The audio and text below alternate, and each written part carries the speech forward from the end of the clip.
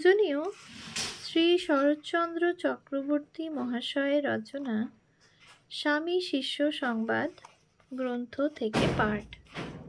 পৃষ্ঠা সংখ্যা 197, দ্বাদশ পল্লী, স্থান বেলুড় মঠ, বর্ষ 1901। বিষয় স্বামীজির শরীরে শ্রী রামকৃষ্ণদেবের শক্তি সঞ্চার। পূর্ববঙ্গের কথা, নাগ মহাশয়ের বাটিতে আতিথ্য শিকার, আচার নিষ্ঠার প্রয়োজনীয়তা, কামকাঞ্চনা শক্তি ত্যাগে আত্মদর্শন। স্বামীজি কয়েকদিন হইল পূর্ববঙ্গ ও আসাম হইতে ফিরিয়া আসিয়াছেন। শরীর অসুস্থ, পা ফুলিয়াছে। শিষ্য আসিয়া মঠের উপরতলায় স্বামীজির কাছে গিয়া প্রণাম করিল। শারীরিক অসুস্থতা সত্ত্বেও স্বামীজির সহাস্য বদন ও স্নেহমাখা দৃষ্টি যাহাতে সকলকে সকল দুঃখ ভুলাইয়া আত্মহারা করিয়া দিত। শিষ্য: স্বামীজি কেমন আছেন? স্বামীজি: আর বাবা, থাকাথাকি কি, দেহ তো দিন দিন অচল হচ্ছে। বাংলাদেশে এসে শরীর ধারণ করতে হয়েছে, শরীরে রোগ লেগেই আছে।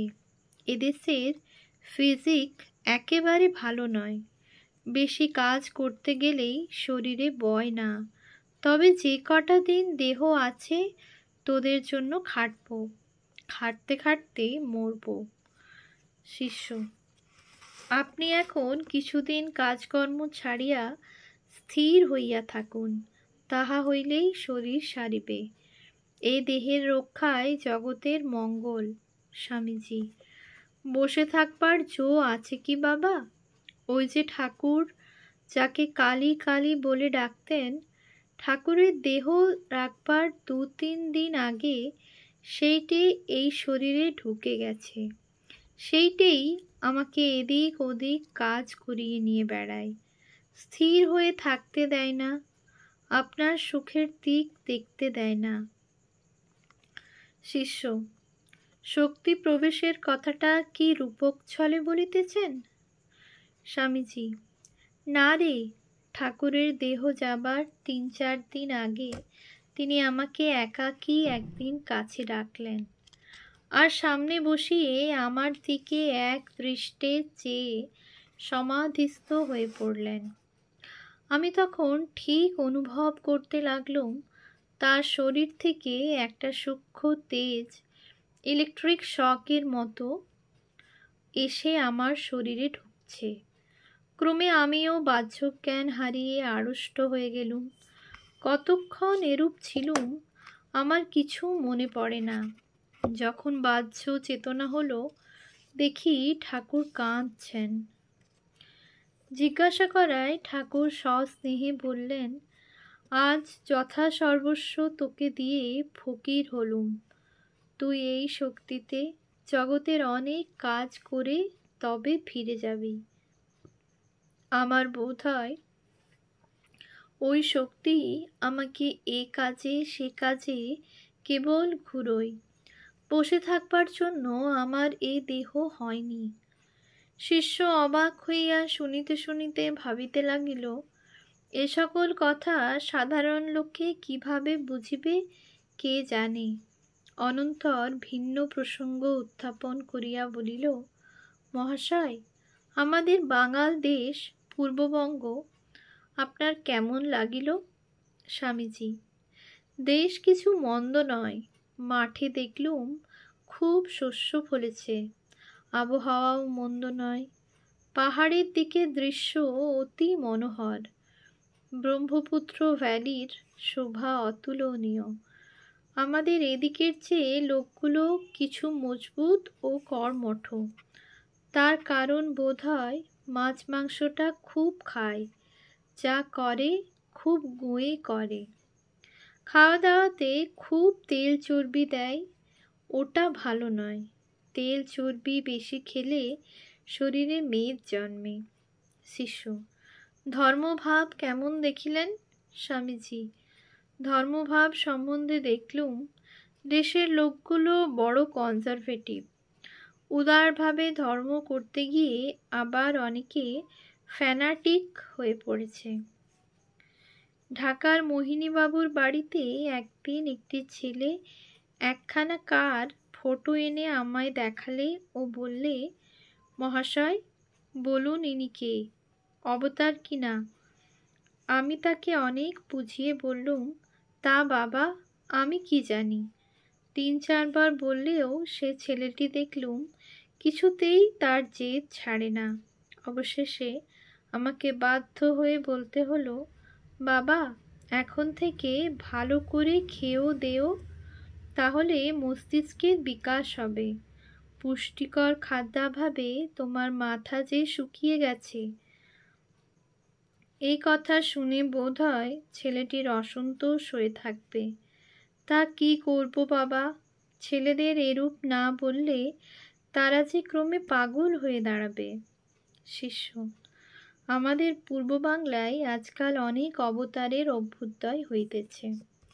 স্বামীজি, গুরুকে লোকে অবতার বলতে পারে, যা ইচ্ছা তাই বলে ধারণা করবার চেষ্টা করতে পারে, কিন্তু ভগবানের অবতার যখন তখন যেখানে সেখানে হয় না। এক ঢাকাতেই শুনলাম 3-4টি অবতার দাঁড়িয়েছে। শিষ্য, ওদেশের মেয়েদের কেমন দেখিলেন? স্বামীজি, মেয়েরা সর্বত্রই প্রায় এক রূপ। বৈষ্ণব ভাবটা ঢাকায় বেশি দেখলুম। হর স্ত্রীকে খুব ইন্টেলিজেন্ট বলে বোধ হলো। সে খুব যত্ন করে আমায় রেঁধে খাবার পাঠিয়ে দিত। শিষ্য, শুনিলাম নাগ মহাশয়ের বাড়ি নাকি গিয়াছিলেন? স্বামীজি, হাঁ, অমন মহাপুরুষ, এত দূর গিয়ে তাঁর জন্মস্থান দেখব না? নাগ মহাশয়ের স্ত্রী আমায় কত রেঁধে খাওয়ালেন। বাড়িখানি কি মনোরম, যেন শান্তি আশ্রম। ওখানে গিয়ে এক পুকুরে সাঁতার কেটে নিয়েছিলুম। তারপর এসে এমন নিদ্রা দিলুম যে বেলা 2টা। আমার জীবনে যে কয়দিন সুনিদ্রা হয়েছে, নাগ মহাশয়ের বাড়ির নিদ্রা তার মধ্যে একদিন। তারপর উঠে প্রচুর আহার। নাগ মহাশয়ের স্ত্রী একখানা কাপড় দিয়েছিলেন, সেইখানি মাথায় বেঁধে ঢাকায় রওনা হলুম। নাগ মহাশয়ের ফটো পূজা হয় দেখলুম। তার সমাধি স্থানটি বেশ ভালো করে রাখা উচিত। এখনো যেমন হওয়া উচিত তেমন হয়নি। শিষ্য, মহাশয়, নাগ মহাশয়কে ওদেশের লোকে তেমন চিনিতে পারে নাই। স্বামীজি, ওসব মহাপুরুষকে সাধারণে কি বুঝবে? যারা তাঁর সঙ্গ পেয়েছে তারাই ধন্য। শিষ্য, কামাখ্যা গিয়া কি দেখিলেন? স্বামীজি, শিলং পাহাড়টি অতি সুন্দর। সেখানে চিফ কমিশনার কটন সাহেবের সঙ্গে দেখা হয়েছিল। তিনি আমায় জিজ্ঞাসা করেছিলেন, স্বামীজি, ইউরোপ ও আমেরিকা বেরিয়ে এই দূর পর্বত প্রান্তে আপনি কি দেখতে এসেছেন? কটন সাহেবের মতো অমন সদাশয় লোক প্রায় দেখা যায় না। আমার অসুখ শুনে সরকারি ডাক্তার পাঠিয়ে দিয়েছিলেন। 2 বেলা আমার খবর নিতেন। সেখানে বেশি লেকচার ফেকচার করতে পারিনি। শরীর বড় অসুস্থ হয়ে পড়েছিল। রাস্তায় নিতাই খুব সেবা করেছিল। শিষ্য, সেখানকার ধর্মভাব কেমন দেখিলেন? স্বামীজি, তন্ত্রপ্রধান দেশ। এক শঙ্করদেবের নাম শুনলুম, যিনি ও অঞ্চলে অবতার বলে পূজিত হন। শুনলুম তার সম্প্রদায় খুব বিস্তৃত। ওই শঙ্করদেব শঙ্করাচার্যেরই নামান্তর কিনা বুঝতে পারলাম না। ওরা ত্যাগী, বোধ হয় তান্ত্রিক সন্ন্যাসী কিংবা শঙ্করাচার্যেরই সম্প্রদায় বিশেষ। অতঃপর শিষ্য বলিল, মহাশয়, ওদেশের লোকেরা বোধ হয় নাগ মহাশয়ের মতো আপনাকেও ঠিক বুঝিতে পারে নাই। স্বামীজি, আমায় বুঝুক আর নাই বুঝুক, এই অঞ্চলের লোকের চেয়ে কিন্তু তাদের রজোগুণ প্রবল। কালে সেটা আরও বিকাশ হবে। যেরূপ চালচলনকে ইদানিং সভ্যতা বা শিষ্টাচার বলা হয়, সেটা এখনও ও অঞ্চলে ভালো রূপে প্রবেশ করেনি। সেটা ক্রমে হবে। সকল সময়ে ক্যাপিটাল থেকে ক্রমে প্রদেশ সকলে চালচলন আদব কায়দার বিস্তার হয়। ও দেশেও তাই হচ্ছে। যে দেশে নাগ মহাশয়ের মতো মহাপুরুষ জন্মায়, সে দেশের আবার ভাবনা। তার আলোতেই পূর্ববঙ্গ উজ্জ্বল হয়ে আছে। শিষ্য: কিন্তু মহাশয়, সাধারণ লোকে তাহাকে তত জানিত না। তিনি বড় গুপ্তভাবে ছিলেন। স্বামীজি: ও দেশে আমার খাওয়া দাওয়া নিয়ে বড় গোল করত। বলতো, ওটা কেন খাবেন, ওর হাতে কেন খাবেন, ইত্যাদি। তাই বলতে হতো, আমি তো সন্ন্যাসী ফকির লোক, আমার আবার আচার কি? তোদের শাস্ত্রেই না বলেছে, চরেন্মাধুকরিং বৃত্তিমপি ম্লেচ্ছ কুলাদপি। তবে অবশ্য বাইরের আচার ভেতরে ধর্মের অনুভূতির জন্য প্রথম প্রথম চাই। শাস্ত্রজ্ঞানটা নিজের জীবনে প্র্যাকটিক্যাল করে নেবার জন্য চাই। ঠাকুরের সেই পাঁজি নিংড়ানো জলের কথা শুনেছিস তো? আচার বিচার কেবল মানুষের ভেতরের মহাশক্তি স্ফুরণের উপায় মাত্র। পাঁজিতে লেখা থাকে, এ বৎসর 20 আড়া জল হবে, কিন্তু পাঁজিখানা ন্যাংড়ালে এক ফোঁটাও জলও পড়ে না। সেরূপ শাস্ত্রে লেখা আছে, এইরূপ করলে ঈশ্বর দর্শন হয়। তা না করে কেবল শাস্ত্র নিয়ে নাড়াচাড়া করলে কিছুই ফল পাওয়া যায় না। শ্রীরামকৃষ্ণদেবের উক্তি। যাতে ভেতরের সেই শক্তি জাগে, যাতে মানুষ তার স্বরূপ ঠিক ঠিক বুঝতে পারে, তাই হচ্ছে সর্বশাস্ত্রের উদ্দেশ্য। উপায়গুলি বিধি নিষেধাত্মক। উদ্দেশ্য হারিয়ে খালি উপায় নিয়ে ঝগড়া করলে কি হবে? যে দেশেই নাই, দেখি উপায় নিয়েই লাঠালাঠি চলেছে। উদ্দেশ্যের দিকে লোকের নজর নেই। ঠাকুর ওইটি দেখাতেই এসেছিলেন। অনুভূতিই হচ্ছে সার কথা। 1000 বৎসর গঙ্গা স্নান করো আর 1000 বৎসর নিরামিষ খা। ওতে যদি আত্মবিকাশের সহায়তা না হয়, তবে জানবি সর্বৈব বৃথা হলো। আর আচার বর্জিত হয়ে যদি কেউ আত্মদর্শন করতে পারে, তবে সেই অনাচারই শ্রেষ্ঠ আচার। তবে আত্মদর্শন হলেও লোকসংস্কৃতির জন্য আচার কিছু কিছু মানা ভালো।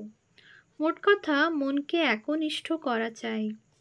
এক বিষয়ে নিষ্ঠা হলে মনের একাগ্রতা হয়, অর্থাৎ মনের অন্য বৃত্তিগুলি নিবে গিয়ে এক বিষয়ে একতানতা হয়। অনেকের বাহ্য আচার বা বিধিনিষেধের জালেই সব সময়টা কেটে যায়, আত্মচিন্তা আর করা হয় না। দিনরাত বিধিনিষেধের গণ্ডির মধ্যে থাকলে আত্মার প্রসার হবে কি করে? যে যতটা আত্মানুভূতি করতে পেরেছে, তার বিধিনিষেধ ততই কমে যায়। আচার্য শঙ্করও বলেছেন, নিস্ত্রৈগুণ্যে পথি বিচারতাং কো বিধি কো নিষেধা। অতএব মূল কথা হচ্ছে অনুভূতি। তাই জানবি গোল, মত, পথ, রাস্তা মাত্র। কার কতটা ত্যাগ হয়েছে, এইটি জানবি উন্নতির টেস্ট, কোষ্ঠী পাথর। কাম কাঞ্চনের আসক্তি যেখানে দেখবি কমতি, সে যে মতের যে পথের লোক হোক না কেন, তার জানবি শক্তি জাগ্রত হচ্ছে। তার জানবি আত্মানুভূতির দোর খুলে গেছে। আর 1000 আচার মেনে চল, 1000 শ্লোক আওড়া, তবু যদি ত্যাগের ভাব না এসে থাকে, তো জানবি জীবন বৃথা। এই অনুভূতি লাভে তৎপর হ, লেগে যা। শাস্ত্র তোর ঢের পড়লি, বল দেখি তাতে হলো কি? কেউ টাকার চিন্তা করে ধনকুবের হয়েছে, তুই না হয় শাস্ত্র চিন্তা করে পণ্ডিত হয়েছিস। উভয়ই বন্ধন, পরাবিদ্যা লাভে বিদ্যা অবিদ্যার পারে চলে যা। ওম শান্তি শান্তি শান্তি। হরি ওম তৎসৎ। শ্রীরামকৃষ্ণার্পণমস্তু।